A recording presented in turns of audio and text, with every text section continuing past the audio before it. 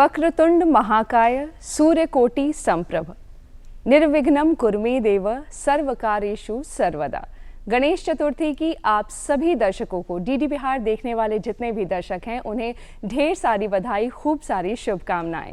नमस्कार, प्रणाम, good morning. Thank you so much for joining us this morning. मैं हूं आपके साथ रचना सिंह और आप देख रहे हैं हमारा मॉर्निंग लाइव शो बिहार बिहान। दर्शकों, जैसा कि हमने शुरू में कहा कि भाई आज गणेश जी के नाम के साथ कार्यक्रम की शुरुआत हुई है और गणेश जी बुद्धि और ज्ञान के देवता माने जाते हैं और कहते हैं कि किसी भी शुभ कार्य को शुरू करने से पहले अगर गणेश जी का नाम लिया जाए और कहा जाए गणपति बप्पा मोरया तो वो काम जो है जरूर सिद्ध होता है और आपको जरूर सिद्धि मिलती है। तो कार्यक्रम में आगे बढ़ते हैं और आज का ये जो दिन है बहुत खास है क्योंकि गणेश चतुर्थी है, जैसा कि हमने शुरू में ही कहा था। उसके साथ ये दिन और ये हफ्ता जो पूरा बीत रहा है, ये हफ्ता बहुत खास है। ये हफ्ता बात करता है पोषण की। जी हाँ, न्यूट्रिशन की बात होती है इस पूरे हफ्ते में। 1 तारीख से लेकर के 7 तारीख तक हम राष्ट्रीय पोषण सप्ताह मनाते हैं और इस दिन को मनाने के पीछे जो मुख्य कारण है वो ये है कि भाई पोषण जो है वो सबके लिए बहुत ज़रूरी है, बच्चे से लेकर के बुजुर्ग तक के लिए,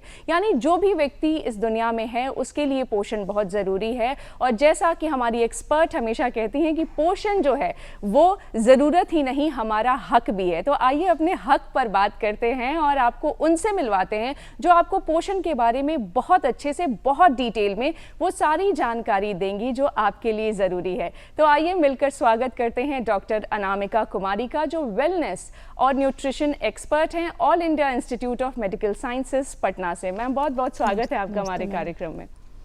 मैम, जैसा कि हमने शुरू में कहा कि वेलनेस और न्यूट्रिशन ये क्या है, मूलतः हमारे दर्शकों को पहले तो ये समझाइए। वेलनेस जो है और न्यूट्रिशन ये हमारी ज़रूरत है अभी की टाइम, और ये हमेशा से शुरू के समय भी जब हम लोग अभी भी देखते हैं कि इस चीज़ों को कि पहले जो हमारे बुजुर्ग थे वो सुबह उठते थे, योगा करते थे, या फिर वो जो भी खाना जो भी चीज़ खाते थे ऑर्गेनिक, वो खेत से निकला हुआ जो भी अनाज हो, अभी कहीं ना कहीं वो सब कुछ विलुप्त होते जा रहे हैं अभी के टाइम में। और अभी भी देखते हुए मुझे खुशी होती है जो युवा वर्ग है या फिर जो हम लोग अभी सोशल मीडिया से जो चीज़ों को देखते हैं और वो चीज़ हम लोग अपना रहे हैं कि कहीं ना कहीं लोग जिम जा रहे हैं या लोग मॉर्निंग वॉक में आसपास जो हमारे पार्क हैं आपको वहाँ देखने के लिए मिल जाएगा। लोग सुबह में मतलब लोग अपने हेल्थ के प्रति जागरूक हैं पहले से। जी मैम, हम पोषण की बात कर रहे हैं। पोषण क्यों इतना ज़रूरी है, जैसा कि अभी हमने कहा भी और आप हमेशा कहती हैं कि पोषण हक है हमारा। पोषण क्यों ज़रूरी है किसी व्यक्ति के लिए, ये ज़रूर बताइए, क्योंकि जब भी पोषण की बात आती है तो साथ ही कुपोषण की भी चर्चा होती है और भारत में कुपोषण जो है वो एक गंभीर समस्या है। इसे आप कैसे एड्रेस करती हैं? एक्चुअली पोषण हर इंसान की ज़रूरत है और हक भी है। हम लोग माँ के दूध के बाद सबसे पहला किसी भी कोई भी हम लोग क्या भोजन पदार्थ यूज़ करते हैं, अन्नप्राशन होता है, जितने भी प्रकार के अन्न हैं हम लोग को उससे परिचित कराया जाता है बच्चे को। हाँ, हर इंसान की एक बैलेंस डाइट होना चाहिए कि जिसको जो खाना है किसी भी इंसान का, हर इंसान का अलग अलग रिक्वायरमेंट है। एक महिला का अलग है, एक गर्भवती महिला का अलग रिक्वायरमेंट है, बुजुर्ग का अलग है, बच्चों का अलग है। तो हम जो भी बच्चे हैं या बुजुर्ग हैं या जो भी हम लोग यंग लोगों हैं उनमें जो भी हम लोग डाइट लेते हैं हमको प्रॉपर वे में टाइमिंग के साथ, और हमें क्या चाहिए उचित मात्रा में मुझे पता होना चाहिए कि हमें कार्बोहाइड्रेट लेना है, प्रोटीन लेना है, विटामिन लेना, फैट्स लेना है, मिनरल्स लेना है, जो बहुत लोगों को नहीं पता है। ठीक है, तो मेरा और या हम लोग का ये काम है कि मुझे ये चीज़ बताना कि हमें क्या खाना चाहिए, उचित मात्रा में ये चीज़ लेना चाहिए, कितने अमाउंट में लेना चाहिए। मैम, यहाँ चूँकि आपने कहा कि जो अलग अलग श्रेणी के लोग हैं उनके लिए अलग अलग तरीके का डाइट है और उसमें जैसे आपने कहा कि कार्ब्स या प्रोटीन कितना लेंगे। एक और बड़ी बात जो यहाँ समझ में आती है कि मानसिक और शारीरिक स्वास्थ्य के लिए क्यों पोषण इतना ज़रूरी है, क्योंकि अक्सर हम ये सोचते हैं कि शारीरिक स्वास्थ्य जो है उसके लिए खाना ज़रूरी है, लेकिन मानसिक स्वास्थ्य के लिए भी किस तरीके का खाना बहुत ज़रूरी है? हमारा जो हमारा जो शरीर है वो कहीं ना कहीं हमारे मेंटल हेल्थ का बहुत बड़ा इशू। अगर हम अच्छे से स्वस्थ नहीं रहेंगे, ढंग का डाइट नहीं लेंगे तो हमारा मानसिक विकास भी नहीं होगा। हम लोग से बहुत से डाइट को प्रमोट करते, सिर्फ आलमंड्स को अच्छा। कि आलमंड्स को हम लोग लेते हैं कि आलमंड्स लेना है, उससे मेमोरी पावर जो है हमारा बूस्ट अप होगा, वो चीज़ें, ठीक है। अगर आप अच्छा खाओगे, अगर आप बीमार रहोगे, लेथार्जिक रहोगे, अगर आप ओबेसिटी आपके लाइफ में है तो आप बहुत एक्टिव होकर बहुत अच्छे से काम भी नहीं कर सकते हो। एक बीमार आदमी हमेशा बहुत अच्छा वो जॉब भी नहीं कर सकता है, वो या किसी के साथ बहुत अच्छे से रह भी नहीं सकता, मतलब जो भी वो काम करेगा वो 100% नहीं हो सकता। तो इसलिए मुझे अपना खाना और हमें अब देखना है कि हम लोग कितने स्वस्थ हैं, वो चीज़ हमें करना होगा। जी। और जैसा कि हम अपने दर्शकों से भी कहना चाहते हैं कि हमारे दर्शक वर्ग में एक छोटा बच्चा भी सामने हमारे बैठा होगा टेलीविज़न स्क्रीन के सामने, और साथ ही एक बुजुर्ग भी होंगे। तो अब हम थोड़ा सा कैटेगरी वाइज करके इसको समझने की कोशिश करते हैं कि अगर इसे ब्रॉडली समझा जाए तो अगर बच्चे के पोषण की बात की जाए तो किस तरीके का खान पान होना चाहिए। अगर मैं नवजात बच्चे से लेकर के अगर मैं आगे तक की बात करूं तो किस तरीके का भोजन है या किस तरीके का खान पान? सबसे पहले जो हमारे छोटे बच्चे होते हैं वो मदर फीड पे होते हैं, तो हम लोग अभी के टाइम में फीमेल्स बहुत ज़्यादा एनीमिक होती हैं। तो जो माँ के अंदर एनीमिया या कमी होगा, आयरन की कमी होगी, तो वो माँ, अगर आप एक वृक्ष लगाते हैं और वृक्ष बहुत हेल्दी नहीं है तो उसका फल भी अच्छा नहीं होगा। तो सेम चीज़ है कि मदर जो ब्रेस्ट फीडिंग कराती हैं, अभी मैक्सिमम जितने भी पेशेंट्स हमारे पास आते हैं जो आते हैं उनको वेट लॉस करना होता है मदर को, बट अभी जब तक आप फीडिंग करा रहे हो बच्चों को तब तक आपको 20 से 2200 कैलोरी, मतलब 3200 कैलोरी तक हम लोग रिकमेंड करते हैं, ठीक है, कि आपको खाना है। खाने में प्रोटीन का मात्रा रिच लीजिए, कार्ब्स लेना है, मिनरल्स लेना है, जो सीजनल फ्रूट्स हैं वो लीजिए, ठीक है ना। और बच्चे के लिए, छोटे बच्चे के लिए मदर फीड से अच्छा कुछ भी नहीं है। उनसे जो बड़े बच्चे होते हैं तो उनको हम लोग बोलते हैं जो भी चीज़ हम फलियाँ बनाते हैं, दलिया दे रहे हैं या फल का जूस दे रहे हैं, ठीक है ना, तो हर 2-2 घंटे पे करके माँ को उनको देना है बच्चों को। और घर में आप बार्ली, पहले के टाइम में हम लोग बार्ली यूज़ करते थे, ठीक है। दाल के अंदर ये भी रसम टाइप से हम सारी सब्जियां दे सकते हैं, उसमें जो भी विटामिन उनको मिल जाएगा, दाल में प्रोटीन होता है वो चीज़ मिल जाएगा। घी आप दे सकते हैं, घी हमारे बोन के लिए बहुत अच्छा है बच्चों के लिए, तो उसमें घी डाल के दीजिए। आलू मैश करके दे सकते हैं, हलवा बना के दे सकते हैं। जितने भी फ्रूट्स के पहले से हम लोग जैम बनाते थे उसी चीज़ को अभी हम लोग हलवा, क्योंकि बहुत ज़्यादा न्यूट्रिशन है उसके अंदर। नॉर्मली बच्चे को अभी आज के टाइम में आप दूध रोटी दीजिएगा तो वो खाएंगे नहीं, तो कुछ उनको अच्छा दिखना चाहिए। हम लोग जैसे बच्चों को पिज़्ज़ा दिखता है तो हम लोग वो भी चीज़ कर सकते हैं, घर में रोटी बना के उसमें ग्रीन वेजिटेबल डाल के, चीज़, पनीर, ये सब डाल के पिज़्ज़ा का एक बेस दे के हम बच्चों को खिला सकते हैं। तो माँ को थोड़ा स्मार्ट होना पड़ेगा, ठीक है ना, और कोई भी चीज़ उससे डेकोरेट करके बच्चों को देना पड़ेगा, और बच्चों के साथ उनको फास्ट फूड, जंक फूड से थोड़ा बचाना है। जी। मैम, अगर हम बात करें अब एडल्ट्स की, तो एडल्ट्स के लिए क्या डाइट आप रेकमेंड करती हैं और क्या चीज़ें हैं जिनको आप मात्रा के अकॉर्डिंग बताना चाहेंगी? जी, एक्चुअली एडल्ट्स में भी अलग अलग कैटेगरी है, मेल फीमेल्स जो हम लोग लेते हैं, सबका काम अलग होता है। अगर कोई इंसान, अगर वो स्पोर्ट्स मैन है तो उनकी अलग रिक्वायरमेंट है, हमारा सिटिंग जॉब है, हमारी अलग रिक्वायरमेंट है। अगर कोई पेशेंट है जो ओबेसिटी है उनको कम देना है, टाइप 1 के या टाइप 2 DM के पेशेंट्स आते हैं, हाइपरटेंसिव पेशेंट आते हैं, तो सबके अकॉर्डिंग अलग अलग डाइट है। लेकिन एक नॉर्मल डाइट जो है अभी के टाइम में हम बोले कि अगर सारे लोग जो स्वस्थ हैं, एक नॉर्मल लोगों को लेना चाहिए, तो हमें 2000 से 2200 किलो कैलोरी लेना चाहिए, ठीक है। हाँ, सबसे बड़ी चीज़ है कि हमारे जो ब्रेकफास्ट हम लोग मिस करते हैं, स्किप करते हैं। मेन, हर एक इंसान अगर किसी भी कार में या गाड़ी में फ्यूल नहीं है तो बहुत दूर तक नहीं चल सकता है। यहाँ मेंटल हेल्थ की भी बात है। अगर आप बहुत अच्छा नाश्ता करके घर से नहीं आओगे तो कहीं ना कहीं वो आपके वर्क में दिखेगा, दोपहर तक एसिडिटी होने लगेगा, फिर आपको हेडेक होगा या जो भी कुछ। तो हमें सुबह का नाश्ता स्किप नहीं करना चाहिए। सबसे पहले कि 8 घंटे की नींद होनी चाहिए। नींद के बाद सुबह का नाश्ता हमें लेना, नाश्ते में प्रोटीन को बहुत फोकस करना है, प्रोटीन भी लेना, कार्ब्स भी लेना है, ठीक है ना। वहाँ पे हम लोग बोलते हैं सलाद भी लेने के लिए पेशेंट्स को, बट सुबह के टाइम में लोगों के पास टाइम नहीं होता है। तो हम लोग सबसे इजी चीज़ें, फाइबर आपको मिल जाएगा, ओट्स आप खा सकते हो, दलिया ले सकते हो, चीला बना सकते हो, उत्पम बना सकते हो, आजकल पैनकेक बनते हैं ग्रीन वेजिटेबल का, तो आप ये बहुत ईजी टू कुक है। हम 10 मिनट गए किचन में, वो चीज़ बन गया। साथ में छाछ मट्ठा ले लीजिए, एग वाइट ले सकते हैं, कर्ड ले लीजिए, उस जगह पे हम लोग डिटॉक्स वाटर भी यूज़ कर रहे हैं अभी के टाइम में। हाँ, तो आप जो सुबह का डाइट है उसको हमको पूरा करना है, कम से कम हम वहाँ पे 600 से 700 कैलोरी लें मॉर्निंग में। जी। जी। और अगर अभी आप गर्भवती महिलाओं की भी चर्चा कर रही थी, उनका भी डाइट कम्प्लीटली चेंज हो जाता है जैसे ही गर्भ धारण करती हैं, उनका डाइट किस तरीके का होना चाहिए? मैम, उनके डाइट में प्रोटीन रिच होना चाहिए और आयरन, मतलब हरी साग सब्जियों का ज़्यादा हम लोग उसमें शामिल कर सकते हैं, इसके लिए हम लोग प्रोटीन में एग, अगर जो नॉनवेज लेती हैं एग ले सकती हैं, चिकन ले सकती हैं, फिश भी ऐड कर सकती हैं खाने में। और अगर जो वेजिटेरियन है, सोयाबीन बहुत अच्छा स्रोत, हम लोग सोयाबीन का जो सोर्स है, सोयाबीन, राजमा ले सकती हैं, दालें ले सकती हैं, हरी ग्रीन सब्जियां ले सकती हैं, दूध जरूर लेना है, ठीक है ना, हाँ दूध जरूर लेना है। उसके साथ आप हम लोग कोकोनट वाटर यूज़ कर सकते हैं। तो अगर एक नॉर्मल इंसान को 200 से 250 कैलोरी चाहिए जी, तो इनको डबल चाहिए। अच्छा जी, ये चीज़ें करनी है। और उनको एक्चुअली जो भी फीमेल्स आती हैं उनको ये कंप्लेन होता है कि मैम जब भी हम खाते हैं हमें वोमिटिंग हो जाता है। तो हम लोग बोलते हैं खाने को बांट के खाओ। अच्छा। मतलब जहाँ हम 3 बार खाना खाते हैं तो 5 बार, तो खाने को थोड़ा थोड़ा करके खाना। अगर सुबह में वो कुछ भी चीला खा लिए या एग या दूध ले लिया, थोड़ी देर बाद आप कोई भी फ्रूट्स ले सकते हैं, उसके थोड़ी देर बाद थोड़ा कोकोनट वाटर ले या सत्तू ले ले, सत्तू भी बहुत रिच प्रोटीन है, हम वो चीज़ ले सकते हैं।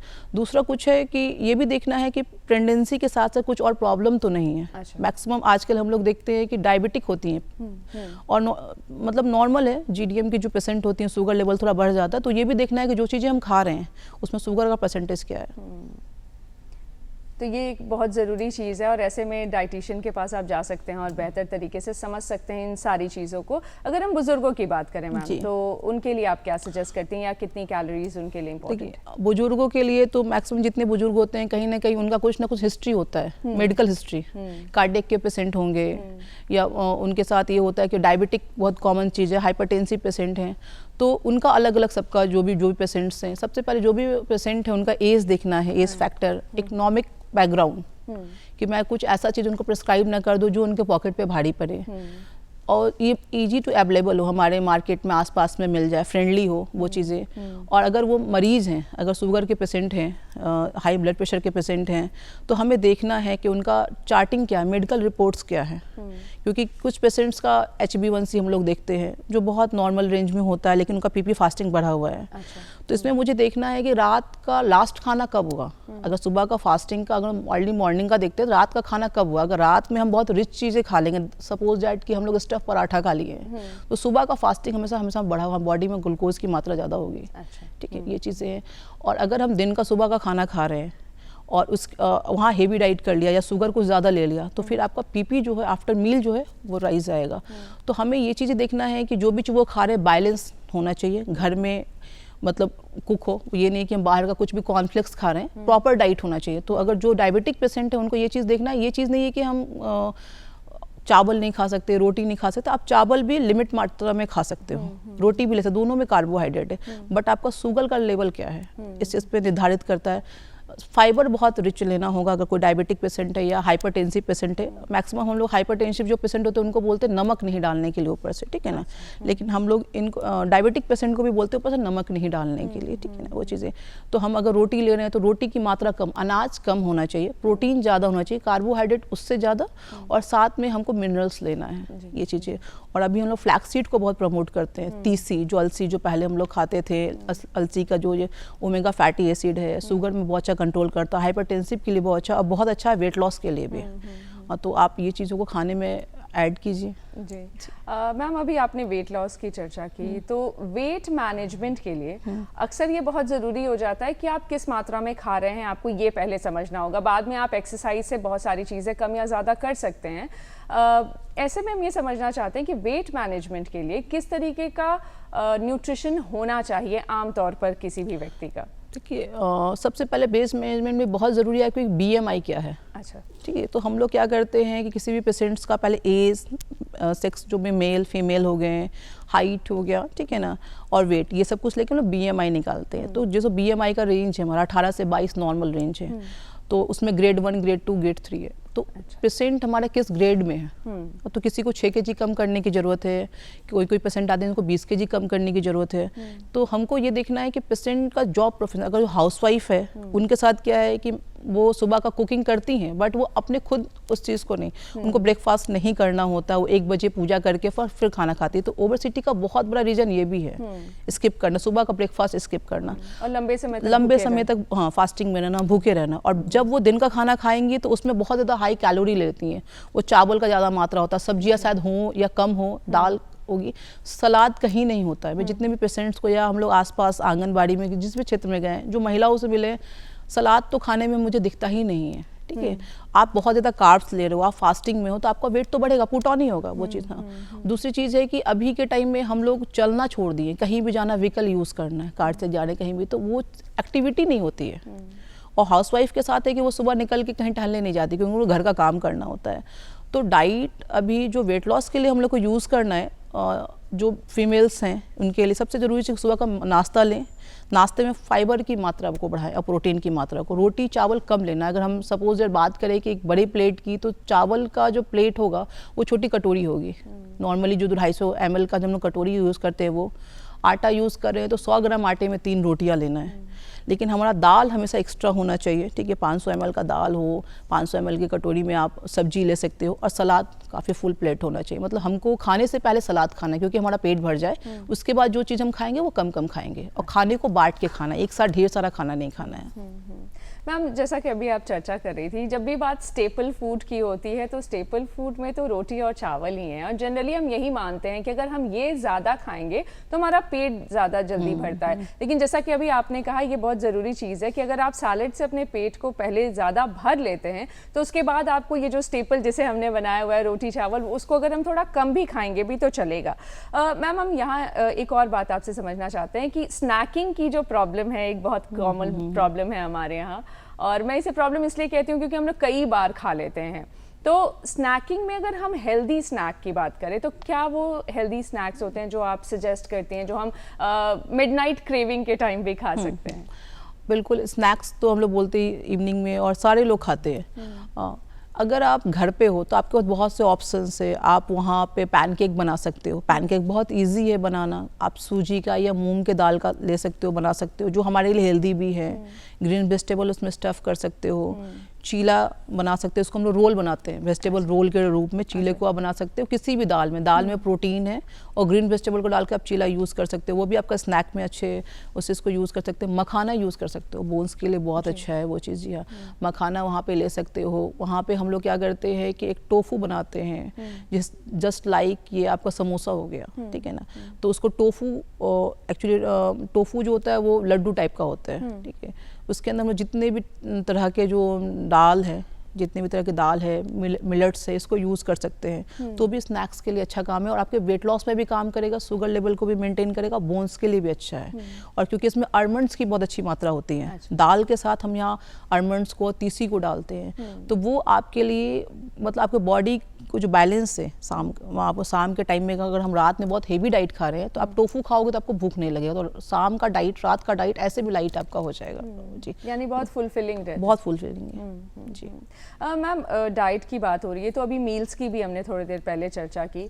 7 कोर्स मील की बात होती है जनरली, लेकिन हमारे यहाँ इंडिया में और ख़ास करके अगर हम बिहार में बात करें तो मील्स हम बेसिक तो 3 ही जानते हैं। लेकिन अगर हम आपसे समझना चाहें कि एक डाइटिशियन जो हमें सजेस्ट करेंगी, वो कितने मील्स किस किस टाइम पर, कितने अंतराल पर होने चाहिए एक आम इंसान के लिए, और उनके लिए भी जो डायबिटिक हैं या जिनके साथ अगर कोई क्रॉनिक इशू है? सबसे पहले कि जब हम लोग अर्ली मॉर्निंग उठते हैं, बेड टी हमें नहीं लेना है। हाँ जी, वहाँ पे आलमंड्स लीजिए, और आलमंड्स को रात में पानी में सोक्ड करने के रखिए, वो आपको लेना। आलमंड्स लीजिए, उसके कच्चा ले सकते हैं या सोक्ड होना चाहिए? सोक्ड होना चाहिए, ठीक है ना। सोक्ड आलमंड 4 से 5 हर इंसान ले सकता है, ठीक है। और उसके अलावा अगर आपको कुछ बीमारी, डायबिटिक पेशेंट हो, तो वहाँ पे हम लोग काजू लेने के लिए मना करते हैं, लेकिन नॉर्मल इंसान आलमंड्स ले सकता है वहाँ पे, ठीक है। वहाँ पे हम लोग तुलसी पत्ता भी लेते हैं, जो हमारे लिए अच्छा भी है, एंटीबायोटिक भी है वो चीज़ों को। और सुबह का जो, उसके बाद आप जो एक्टिविटी करते हैं, आधे घंटे की एक्टिविटी होनी चाहिए। सुबह का नाश्ता 8 बजे तक हो जाए, 8 से 9 बजे तक आपको नाश्ता करना है, ठीक है। नाश्ते में आप रोटी की मात्रा कम होगी, प्रोटीन ज़्यादा होगा, फाइबर ज़्यादा होगी, ठीक है ना वहाँ पे। और वहाँ पे फिर आप छाछ मट्ठा ले सकते हैं साथ में नाश्ते के साथ। नाश्ते के बाद 11 बजे के लगभग हम लोग जो एक इंटरवल होता है हमारा, वहाँ पर हम लोग सत्तू सजेस्ट करते हैं, जो बहुत ईजी है, किसी को मिल जाता है। या आप उस समय फ्रूट्स भी ले सकते हो। जो भी हमारा फ्रूट्स है, सीजनल फ्रूट, वो 30 से 50 ग्राम तक हम कोई फ्रूट्स ले सकते हैं। नॉर्मली हम लोग सेब कहते हैं लेने के, इसका GI वैल्यू थोड़ा कम होता है, ग्लाइसेमिक इंडेक्स देखना होता है। ये नॉर्मली डायबिटिक पेशेंट भी हमारे ले सकते हैं, हाइपरटेंसिव भी ले सकते हैं, और जो वेट लॉस कर रहे हैं। पपीता ले सकते हैं, एक ऑरेंज ले सकते हैं, मौसमी ले सकते हैं, ठीक है ना। ये चीज़ों को 11 बजे तक लेना, मतलब हम लोग जो फ्रूट्स का जो सेक्शन है हमारा, वो 12 बजे से पहले होना चाहिए। तो 8 बजे 9 बजे तक आप नाश्ता लीजिए, उसके 2 घंटे बाद आपको ये लेना है। 1 से 2 बजे तक हमें बीच का दिन का लंच करना है। तो लंच में नॉर्मल जो हम लोग खाना खाते, चावल या रोटी, हरी सब्जी, दाल, सलाद, ये चीज़ें लेनी।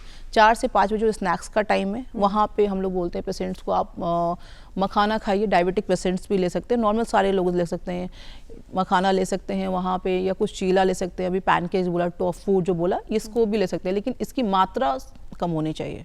एक नॉर्मल इंसान अगर 3 खा रहा है तो डायबिटिक पेशेंट 1 ही लेगा। अच्छा जी, उसकी ये चीज़ें। और रात में 8 से 9 बजे तक खाना खा लेना, बेड टाइम पे दूध लेना है जी। जो बॉडी का इंसुलिन लेवल है उसको बनाया जाता है मिल्क जी। और मैम एक छोटा सा सवाल आपसे लास्ट में एक जानना चाहेंगे कि आजकल लोग बहुत तरीके के डाइट फॉलो कर रहे हैं, खास करके कुछ लोग इंटरमिटेंट फास्टिंग में हैं, कुछ लोग कीटो डाइट फॉलो कर रहे हैं। क्या ये हेल्दी है हमारे लिए और क्या ये किया जाना चाहिए? देखिए अभी कीटो डाइट हम लोग जो भी फॉलो कर रहे हैं नॉर्मल, सबसे पहले चीज़ है कि किनको करना है, ये बहुत ज़रूरी जानना है। अगर कोई भी पेशेंट उसकी मेडिकल हिस्ट्री है तो हम लोग उनको ये चीज़ सजेस्ट नहीं करते कि आप कीटो डाइट कीजिए, ठीक है, क्योंकि कहीं ना कहीं पेशेंट के हेल्थ पे बुरा असर पड़ेगा। तो हमें बैलेंस डाइट लेना है और जिनको ज़रूरत है उनके अकॉर्डिंग हम लोग चीज़ प्रेस्क्राइब करेंगे। अब बहुत सी ऐसी पेशेंट्स आती हैं जिनका 2 से 3 महीने में शादी होने वाला या फिक्स है, हाँ, तो उससे काम बिल्कुल करता है वो चीज़ें, लेकिन उसके लिए ये चीज़ें हैं कि हमको ये देखना है पेशेंट कितना फिट है हमारा, उसके अकॉर्डिंग हम इस चीज़ को प्रेस्क्राइब करेंगे। और अगर वो हेल्दी हैं तभी आप हाँ, अगर वो हेल्दी हैं और दूसरी चीज़ है कि वो पेशेंट्स कर सकते हैं। अगर कोई भी पेशेंट से कीटो डाइट कर रहे हैं, अगर वो 1 दिन किया, दूसरे दिन किया, तीसरे दिन फिर उन्होंने फूड एक्स्ट्रा ले लिया या कहीं से फास्ट फूड, जंक फूड कर लिया, ठीक है, तो उसका फिर बैड इफेक्ट भी आपकी हेल्थ पे दिखेगा। बिल्कुल बिल्कुल। मैम एक छोटा सा मैसेज राष्ट्रीय पोषण सप्ताह पर अगर आप हमारे दर्शकों को देना चाहें।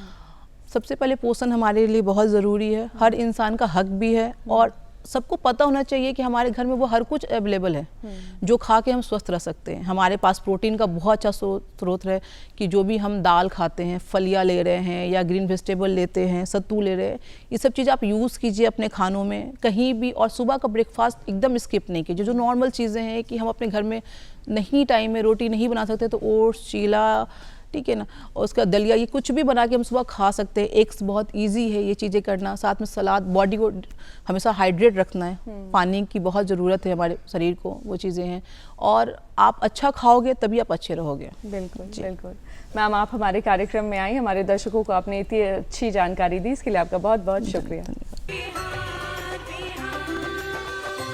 पोषण का महत्व विषय पर अभी आप देख रहे थे हमारी एक खास रिपोर्ट। और आपको बता दूं कि राष्ट्रीय पोषण सप्ताह हम मना रहे हैं और अभी तक हम शारीरिक स्वास्थ्य की लगातार बातचीत कर रहे थे आपसे, और अब हम बात करने वाले हैं मानसिक स्वास्थ्य की।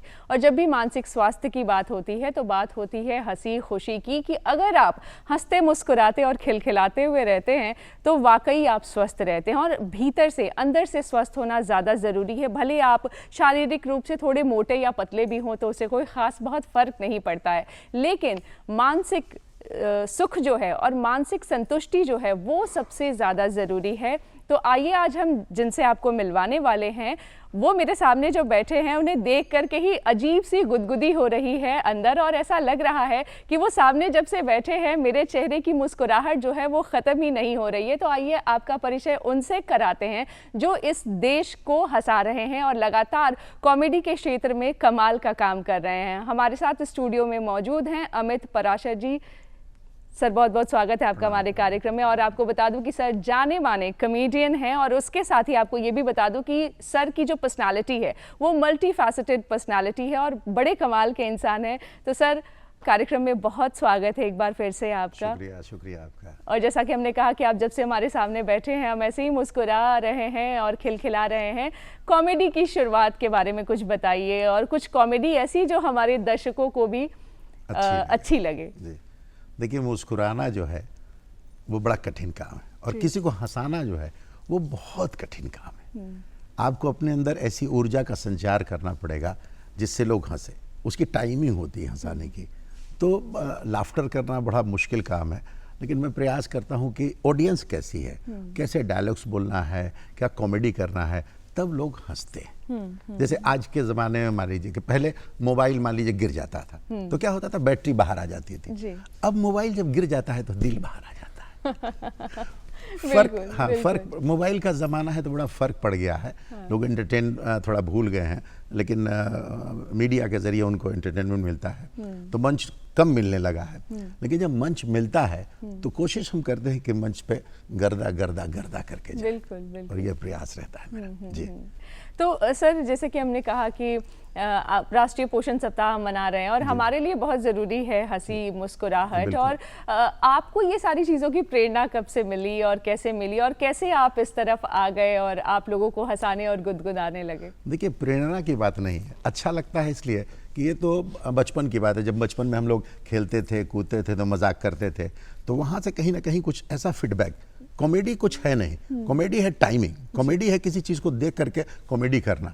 तो हम कोशिश करते थे, कभी एक शराबी को देखा पीते हुए तो उसके पीछे पीछे लगे रहे कि ये कैसी कैसी एक्टिंग करता है, कैसी कैसी भाषा का प्रयोग करता है, पागल है तो कैसे कर रहा है तो ये सारी चीज़ें हम एक्टिविटी उनकी देखते रहते थे, और फिर मैं उस तरह के डायलॉग्स वहाँ पर सेट करता था ताकि लोगों को मज़ा मिले। अब एक लंगड़ा चल रहा है तो उसका एक्सप्रेशन करता है, मान लीजिए हम कभी कभी जाते हैं कहीं और फंस गए, तो उस समय हम फंस गए तो हम क्या करेंगे, तो कहीं ना कहीं एक्टिंग करके निकल जाना है। तो कभी लंगड़े की एक्टिंग कर लिया, अंधे की एक्टिंग कर लिया, भिखमंगा की एक्टिंग कर लिया, और वहाँ से हम फंसने से बच गए। तो ये करने के लिए अपने को टाइमिंग चाहिए, और टाइमिंग ऐसी होनी चाहिए, ज़बरदस्त होनी चाहिए, ऑडियंस तभी हंसेगी। आप ऐसे जाके नॉर्मली कुछ बोल देंगे तो मज़ा नहीं आएगा। आपका एक्सप्रेशंस, आपके डायलॉग्स, भाषा, और बहुत लंबा भी नहीं होना चाहिए, बहुत छोटा होना चाहिए और बहुत शानदार होना चाहिए, तभी मज़ा आता है। जी जी। सर, आप अपने कॉमेडी के स्टाइल को कैसे परिभाषित करते हैं? आपको क्या लगता है कि आप में वो क्या ऐसी चीज़ है जो आपको लगता है कि दर्शक जिससे कनेक्ट कर पाते हैं और उस टाइमिंग से कनेक्ट कर पाते हैं, जो आपका स्टाइल है या जो आपका जॉनरा है? पहले देखिए, मैं तो देखता हूँ कि ऑडियंस कैसी है, ये लोग कैसा भोजपुरी सुनना चाहते हैं, हिंदी सुनना चाहते हैं, या हाई इंटेलेक्चुअल्स ऑडियंस है।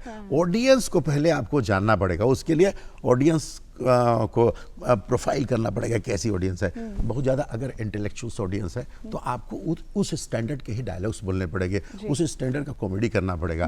नेता मंत्री बैठे हैं तो उस पर आपको थोड़ा सावधान भी रहना है कि उनके विषय में ज़्यादा हम कुछ बोल न दें, और कहीं गलत हो गया तो फिर उसके बाद आपको प्रताड़ित किया जाएगा। तो ये टाइमिंग मेरी रहती है कि हम ऑडियंस को क्या दे सकते हैं।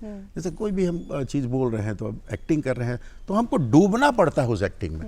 मान लीजिए कि एक्टिंग कर रहे हैं पागल की, शराबी की, चाहे किसी भी चीज़ की एक्टिंग कर रहे हैं, रावण की एक्टिंग कर रहे हैं, राम जी की एक्टिंग कर रहे हैं, तो हर एक्टिंग के पीछे आपको उसके अंदर अपने आप को घुसाना पड़ेगा, विजुअलाइजेशन करना पड़ेगा कि क्या हो सकता है। जी जी। तभी आप बढ़िया कॉमेडी कर सकते हैं। इसकी टाइमिंग होनी चाहिए, और टाइमिंग अगर ज़बरदस्त है तो ऑडियंस, और बॉडी लैंग्वेज, आपका कपड़ा कैसा है, और उसके बाद टाइमिंग कैसी है आपकी, अगर ये ज़बरदस्त है तो ऑडियंस हंसेगी। जी जी। और आपने इन्हें कि आप बोला और खुद ही हंस लिया, ऐसा नहीं होना चाहिए। आपने कहा और ऑडियंस हंसे, उसकी मुस्कुराहट देखिए, क्या उसको फील हो रहा है, तो वो गुदगुदी होनी चाहिए, तभी मज़ा आता है आपको। जी। सर, कोई ऐसी पर्सनालिटी जो आपके दिल के बहुत करीब हो, कोई ऐसा व्यक्तित्व या कोई ऐसा व्यक्ति जो आपको बहुत अट्रैक्टिव लगता हो, जिसकी कॉमेडी या जिसकी एक्टिंग आपको करने में बड़ा मजा आता हो, अगर आप कुछ बताना देखिए, चाहें? एक्टिंग कॉमेडी तो आपको अपनी करनी है, तब भी आप अलग प्रोफाइल बना सकते हैं। किसी का डुप्लीकेट करेंगे तो आप प्रोफाइल अपनी नहीं बना सकते, क्योंकि लोग उसको याद करेंगे कि ये इसकी एक्टिंग है। तो अपना प्रोफाइल बनाना, चाहे किसी भी क्षेत्र में हो, आपको अगर अपने आप को एक नंबर पे लाना है तो आपको अपना प्रोफाइल बनाना पड़ेगा। ये ज़रूरी था कि एक बार एक आदमी था जो खूब पीता था, सच्चाई यही है, जहाँ से मैंने एक्टिंग सीखी उससे, और मैं उसको पैसा देता था। अच्छा। रोज शाम में उसको हम 10-20 रुपए देते थे, उस गरीबी में भी, कि तुम पी कर आओ और हमारे साथ एक्टिंग करो। और करते क्या थे, सुनो, उस व्यक्ति को थोड़ा सा टॉर्चर करना है, गाली बकना है, कुछ करना है, तो वो करता था। आज जब पुलिस की गाड़ी आए तो हम बोला पुलिस, उसके बाद उसका एक्सप्रेशन जो चेंज होता था, आप उसकी कल्पना नहीं कर सकती है।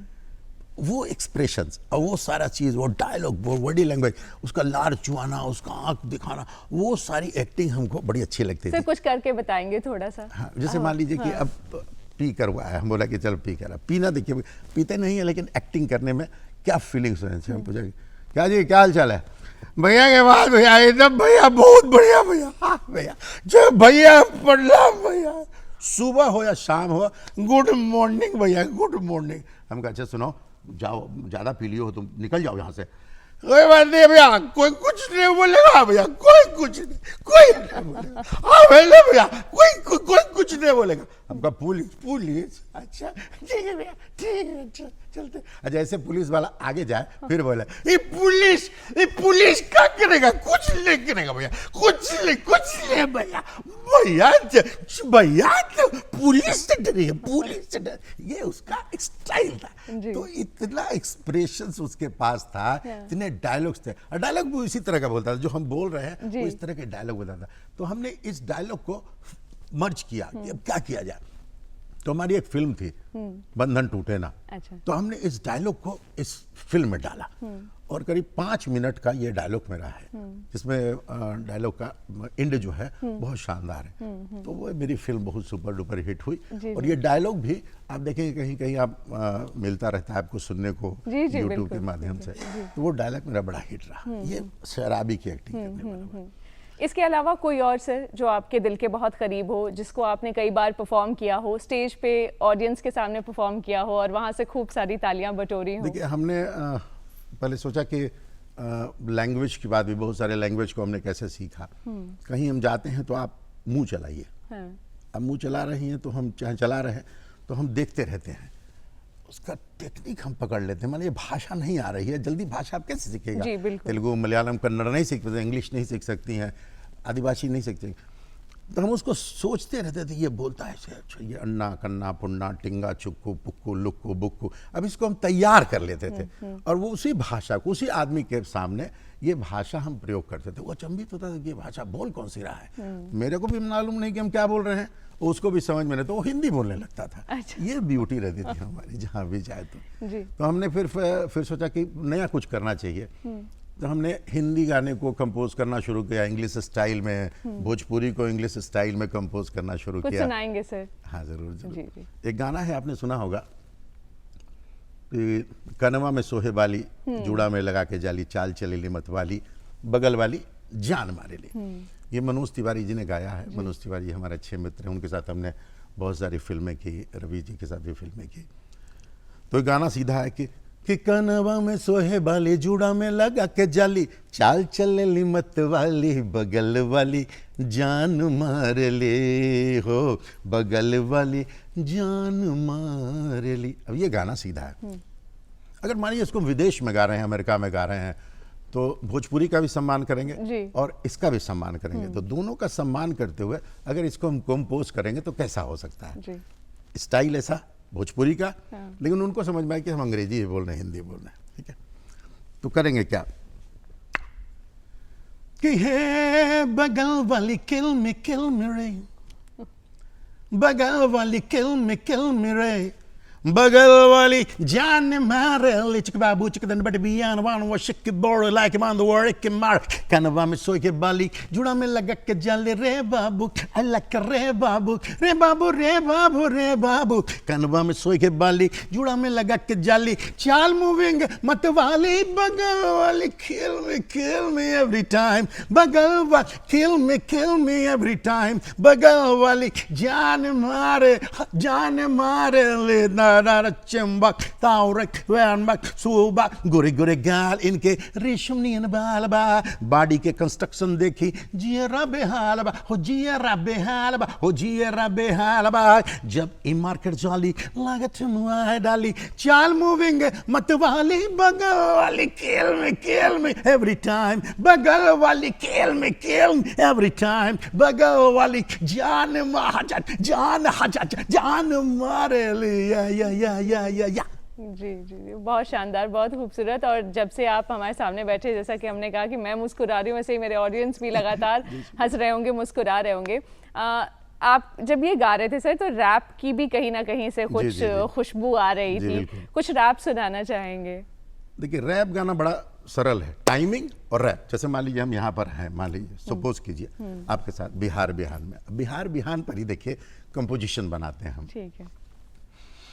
हो सुबह सवेरे जब मैं गया उठ कर के दूरदर्शन, ऐसा लगा कि बस मस्ती है, मस्ती में एक बस्ती है, एक एंकर मेरे सामने थी, बात बना रही थी, सुबह सुबह मैं बोल रहा था, वो सुन रही थी, कभी कभी वो बोलती, कभी कभी मैं सुनता, और कहा उन्होंने, ए भाई बिहार बिहान है। हमने कहा जी पहचान है, बिहार बिहान की पहचान है, इसीलिए मजा लेते। अरे तो वाह, रैप बहुत गाना ऐसा शानदार, बहुत शानदार। और अलग अलग डिफरेंट रैप है, इंग्लिश में रैप है, मेरे गा रहे हैं तो इंग्लिश।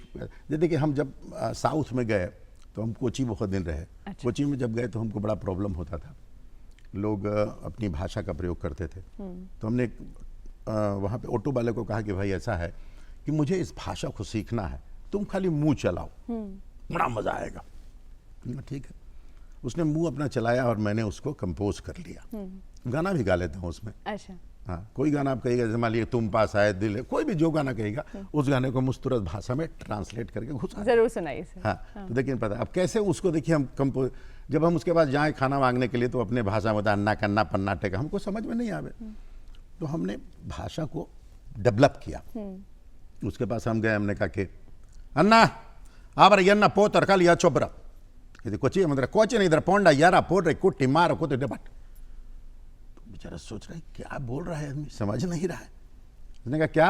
हमने कहा नहीं इधर पौध कि नहीं चार पोटू यंदा पाला चट्टू मुट्टू कुर्र यंदा पोचो बाटिक। तो बोले क्या चीज बोल रहे हैं आप? तो हम कहा हिंदी जानते हो? बोले हाँ। हमने कहा पहले क्यों नहीं बोलते थे, अब तुम हिंदी बोलने लगे? बोले आप कौन सी भाषा बोल रहे हैं? हमको तो यही भाषा बोल रहे हैं जो तुम बोलते हो, किसकी समझ में नहीं आ रही है।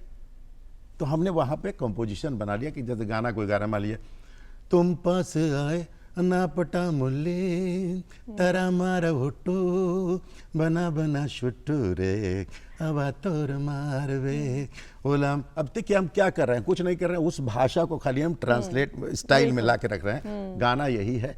तो ये प्रोनाउंसिएशन का स्टाइल मेरे पास हमेशा रहता है कि हम कुछ भी सीखने की कोशिश करते हैं और रोज सीखते हैं। ये मेरी आरज़ू और ख्वाहिश रखती है, क्योंकि कॉमेडी करने के लिए ज़रूरी है सीखना। अगर आप सीख नहीं रहे तो कॉमेडी आप नहीं कर सकते।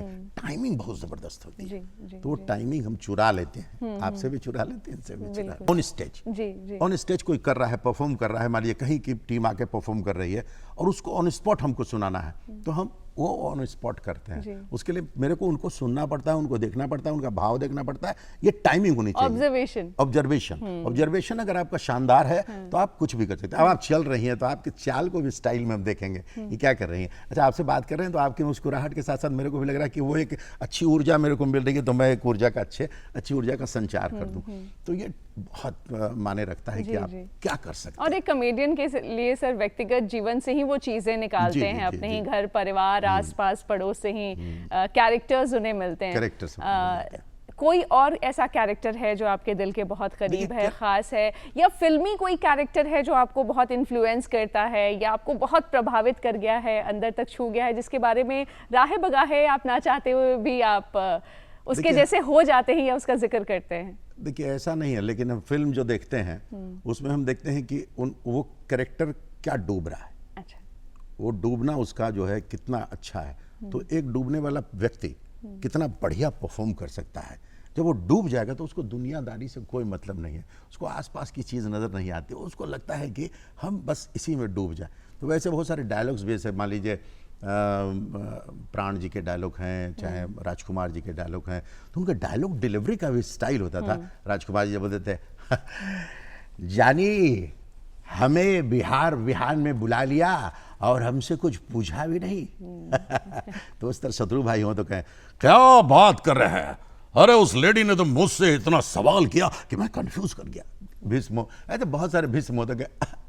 मैं तो उस बच्ची के सामने जब बैठा तो उसने ऐसा प्रश्न ठोक दिया कि मेरा दिमाग खराब हो गया। ऐसा है बिहार जहां पर कुछ भी मिल सकता है, सारा शहर बिना भूकंप के हिल सकता है। तो ये टेक्निक जो है उनके स्टाइल, ये देखिए हम जो डायलॉग ये डिलीवरी करते हैं, ये सीखा नहीं है कहीं से, हमने आपको सुना है कंपोजिशंस, कोई भी गाना हम गाते हैं तो वॉइस क्वालिटी कैसे चेंज हो जाती है?